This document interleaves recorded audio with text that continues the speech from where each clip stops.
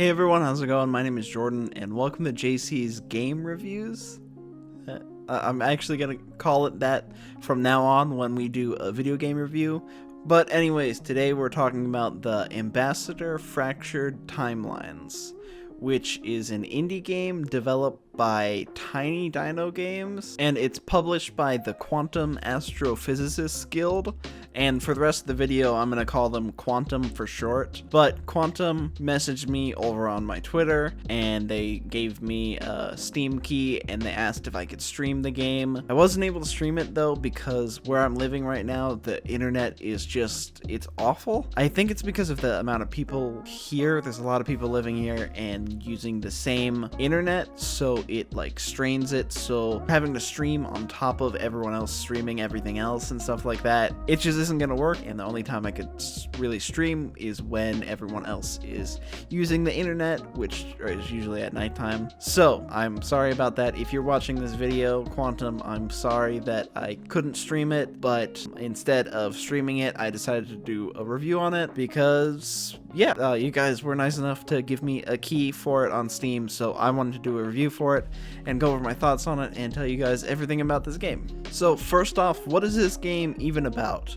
Well, this is straight from Quantum's website, what I'm about to read right here on my phone, and it says, "The Ambassador Fractured Timelines is a twin-stick fantasy shooter centered around the ability to stop time. You'll play as Gregor, a newly recruited member of the Eternal Fellowship and an ambassador of time. Just as you were learning to use your newfound powers, the Fellowship's capital city is mysteriously destroyed. As one of the only remaining fellows, you must find those responsible and return to Mars to its former glory." So once you start the game and hit new game, there's two different difficulties. There's standard and assisted. Basically, the only difference between both of them is that so you'll play a level, and basically the point of the level is to clear out all the enemies. And in standard, if you die, you restart at the beginning of the level, and all the enemies that you had killed previously respawn, and you have to fight them all again. But in assisted, if you die and then you respawn at the beginning of the level, all the enemies that you killed previously are dead. That's basically the only difference between those two, and that's all you really need to know about those. I just wanted to mention the difficulties real quick because I thought this was interesting. I personally played on standard because it said that that was the way that the game was meant to be played, and it is definitely a lot more challenging. So once you get through the tutorial and start the story, there are 3 portals that you can go through, and each portal leads to a harder and harder world. So basically the first one's the easiest, the second one's harder, third one is harder, or harder than that one. All of them are basically it's a collection of different levels. It's kind of like Mario, you know, in the worlds when they get tougher and tougher. That's basically what it is. There's 3 different portals that you go through to play a set of levels, and at the end you fight a boss. And the gameplay itself is pretty straightforward, pretty simple. You load into a level, have to clear out all the enemies. So basically you have a bunch of different weapons. You start out with a little bow. Not a bow, you start out with an arrow that you throw at someone and then it comes back to you. And there's a primary and secondary weapon. The primary is really simple, like swords or axes or hammers, which are heavier and you have to go and pick up, or crossbows, and I think there might be like one crossbow that bounces off the wall. I feel like the primary weapons are a little bit boring. I don't know if I want to say boring, but not as unique as the secondary weapons. The secondary weapons I think are a lot more unique. Basically, at first it's a wand and it uses up mana, and basically you just have to wait and then the mana recharges, and with that you can unlock a lot of really cool stuff, like a teleporting sword,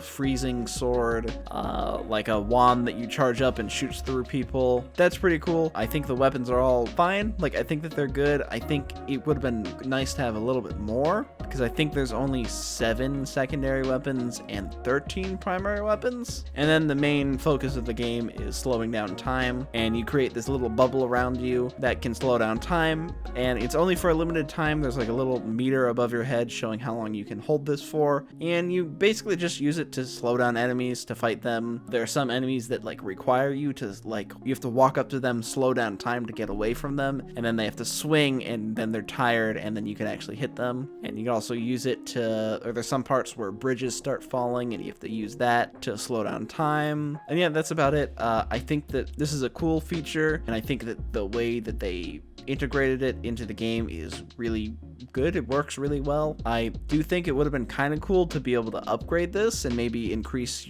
the range or the duration of it, but I mean, it is fine. It would have made it a little bit overpowered, but I think that would have been pretty fun to be able to do that. Also, you have 3 hearts, and that's pretty simple to explain. You get hit once, 1 heart goes down, all of them go down, you die. The only reason I'm explaining this is to explain how challenging the game is. So basically, the reason why it's so challenging is because of the limited amount of health. That's a big point, or a big part of it, and there's just a lot of enemies sometimes, and there are people like shooting stuff at you, and then someone trying to run up and hit you. There's one enemy that you fight in like the 3rd level that just shoots lasers and stuff at you, and it's kind of hard to have to dodge all of that, and then you also try to slow down time to try to get them away from you, and it gets pretty difficult at some points. I think the final boss fight in the game took me a couple hours to beat it, so it's pretty difficult, although I do feel like with the 2 different difficulties you can make it easier, because if you die and restart, you don't have to fight all the enemies again. And I think that the balance between like it being challenging and fun is really good, and I think the challenge is what makes it fun, at least in my opinion. And I feel like if it was too easy, it would be kind of annoying. You can unlock armor that do different things. There's some that increase your health, which helps a lot. I feel like the armor is a little boring. They didn't have too many effects, but if they had too many effects, I feel like it would make it a little bit too easy. So I feel like it is good. The overall balance of the armor and gear, I think, is pretty good. Also, I wouldn't play this game for the story at all. It's basically like almost like a side thing. The story isn't really important. The main reason you should play this game is for the gameplay, which is actually really good. Another thing I want to talk about is the other game mode and difficulty you can unlock. So the difficulty that you can unlock is called Naked Mode, and the way you unlock both of these modes is you beat the game and it tells you you've unlocked Naked Mode and Bloodhenge, which we'll talk about Bloodhenge in a second. Basically, Naked Mode is pretty easy to understand, or I mean, it's in the title. Basically, you are in your underwear and you only have 1 heart. If you get hit once, you die. You have to restart the level and beat everyone again. You can also not change your weapon and not put on armor. And that's about it. It's funny because when you load into the game, the first guy you talk to has a different dialogue because you're wearing underwear, and I thought that was kind of funny. And then the other game mode that you unlock is called Bloodhenge, which you load into a little, like a map, and you have to survive waves of enemies. And whenever you beat enemies, you unlock points, and you can use these points to buy weapons off of walls and unlock doors, which is obviously from or based off of Call of Duty. In any of the zombie modes, you do the exact same thing. You buy weapons off the walls and you unlock doors. And at first, this mode was really fun, actually, and I really enjoyed it. But thing is, once you open all the doors, because you can do that pretty quickly, it's not a very big map, all the enemies, their like attack range, you have to be close to them. So like their range isn't the whole map like in COD where a zombie can run after you the whole time and you don't have to go searching for it. It's not like that in this game. You have to go around the entire map looking for those last enemies, and it's really annoying. And eventually I played this game mode for about an hour and I just couldn't do it. It got really boring because I just had to run around and look for everyone. That's my only real complaint about this mode. Maybe make the map a little bit bigger, or make it so the enemies can follow you or attack you wherever. I think that would make this mode really fun. So that was basically all the game modes and everything that you can do in this game, except there's like books that you can get. They don't do anything, but they're like collectibles, and I'm a completionist when it comes to games, so I got all of them. There's also special achievements in it, which I did most of them, but some of them are just like impossible, like beat the game without taking damage once, and it's just like, no, I can't do that. I'm not gonna do that. One final thing I want to mention is that this game is on Nintendo Switch, Xbox, and PC.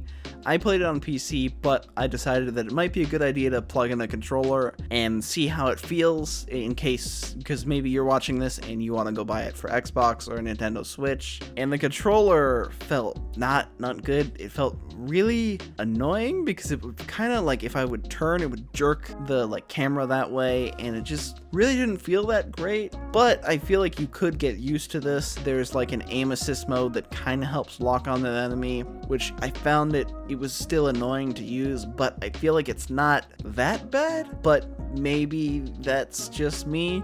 Maybe you guys could get used to it, and I'm sure that it's something that you could get used to. But that, I'm gonna have to like knock points off of it because of the controller. My final thoughts on the game is that it's fun but challenging. And do I think this game is worth playing? Is it worth the money? Well, yeah. I mean, I think that it's a fun game, and it's only $15, and I feel like it's worth that price. And I actually really enjoyed it. So if you like dungeon crawler type twin stick shooter games, then you might really like this. If you don't, it may not be for you, but I still enjoyed it, and I don't play those types of games at all. And I actually really enjoyed it, and I had a really fun time playing this game. For people on console, it may be a little annoying to play, but I still feel like you could have fun and enjoy it. So for my grade, I'm gonna give it a 7 out of 10.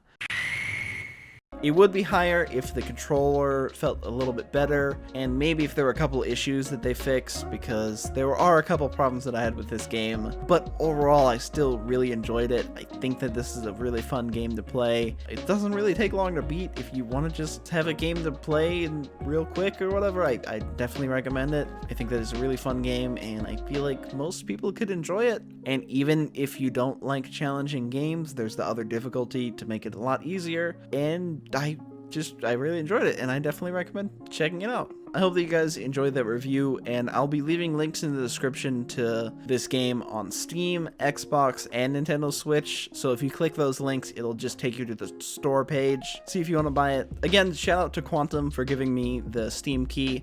I really appreciate it. I had a lot of fun playing this game. I'm sorry that I couldn't stream it, but thank you guys so much for that. If you guys want to check out Quantum Astrophysicists Guild, their Twitter is @QuantumAPG. Also, if you want to check out tinyDino Games Twitter, it's @tinyDino Games. And also, I'll leave links in the description to both of their websites. I believe this is tinyDino Games' first game. I could be wrong. I'm pretty sure that it is, but I know Quantum Astrophysicists Guild has published a bunch of other games, and I think they recently released a new game. So if you guys want to check it out, I'll leave a link to their website and where you can see their games on Steam. Again, thank you, Quantum, so much for giving me a Steam key. I really enjoyed playing this game, and I'm glad that I got to review it. So thank you guys so much. I hope that you guys enjoyed this video.